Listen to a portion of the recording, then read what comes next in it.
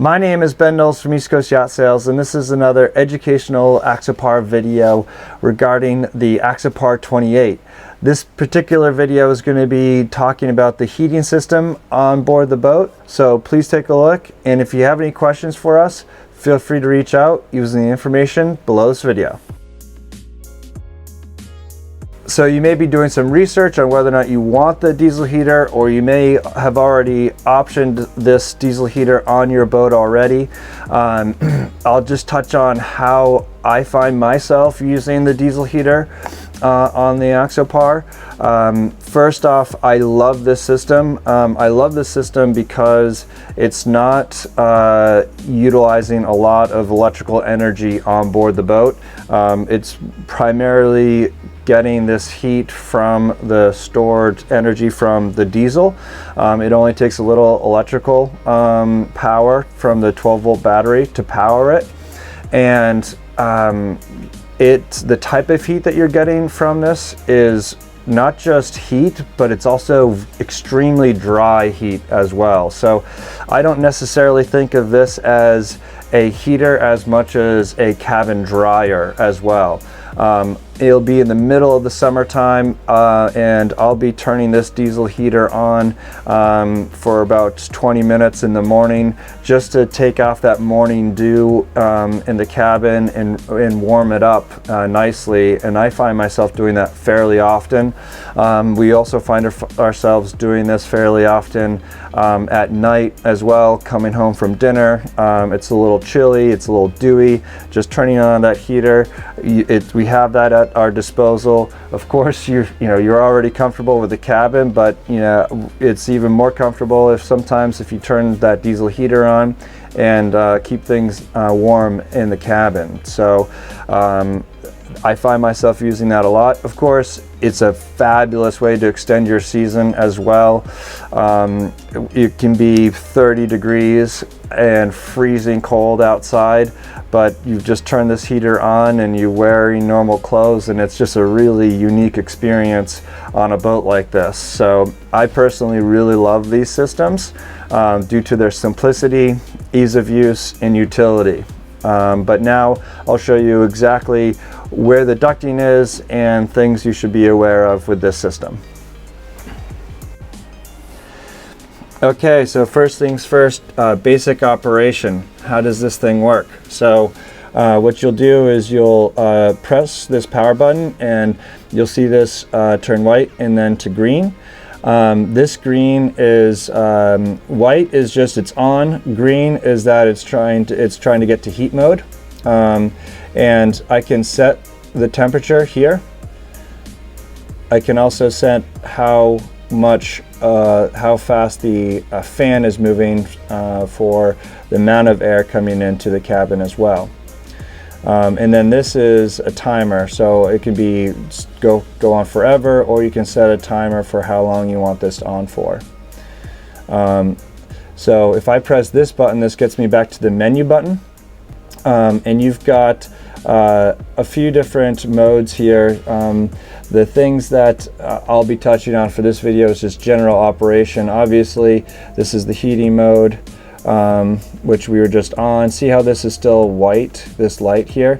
You'll know when it's starting to get onto heat mode when this goes green. So you can turn on how much air you want here. So we'll go to boost just for fun.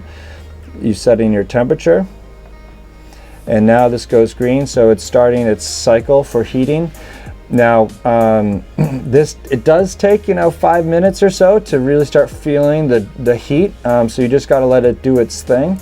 But another great aspect of this unit that I also use beyond just a heater is there is a ventilation mode as well. This is again fan speed, so you can go level 4, max duration, and see how this has gone blue? This is just telling you that the fan is on, fan only, no, not using the diesel at all. And this is actually a great mode if it is really hot outside and you just want to get some fresh air into the cabin. You can turn on fan only mode, And I find that we use this sometimes just to get fresh air into the cabin. If it's raining outside or something, you don't want to open up the moonroof or the side doors. This can be a really nice thing to have as well. Now, so that's the basic operation of this. It's very simple. Sometimes when you shut this, you know, if you just want to shut it down, just leave this on the white, the power button on the white mode, and it will automatically shut off itself. This is tied directly to the battery, so when you shut the battery off, this does shut down. Now, where are the ducts for this system? You've got a duct right here, right by the windshield center. You've got another duct right here, which is really nice because it can be a great defroster as well. You've got a duct right here and another one right here. So you've got 4 up by this helm area. You've got another one right here, which pumps out a bunch of heat as well.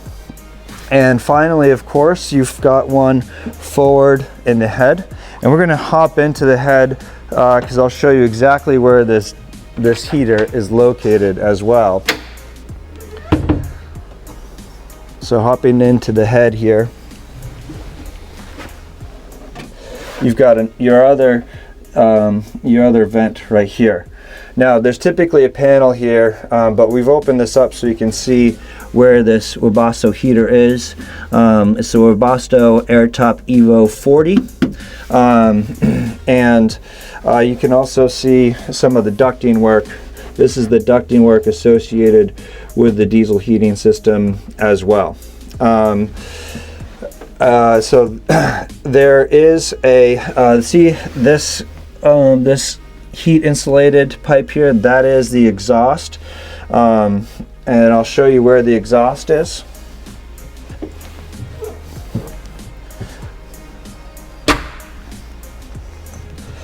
Exhaust is located right here. That's what this is for. So as this thing starts to crank up, you might see some heat coming out of here. And you want to just make sure that you have no fenders or anything covering this. If you are using it, that would be really bad. So you want to make sure just to be aware of this and the amount of heat that does come out of here when that heater is in use. Now, of course, this is sucking air in. All the air that gets sucked in from the system comes through this grate, so it gets sucked in through here and into the heating system. So, for instance, when you're on fan-only mode, it just all the air gets sucked in through here and then pumped into the cabin. Again, you know how much I like that. It's great. Now, the diesel heat tank, where it gets all the diesel from, is this tank all the way forward. It's about 6 gallons. 6 gallons is quite, doesn't sound like a lot, but it's quite a bit. This heater, you know, when this thing is cranked on, it only is burning, you know, 0.15 gallons an hour or something like that. So this thing is just sipping fuel. You fill the fuel up right here. So it's very easy to do. You're not going to be finding yourself filling the diesel tank up all too often.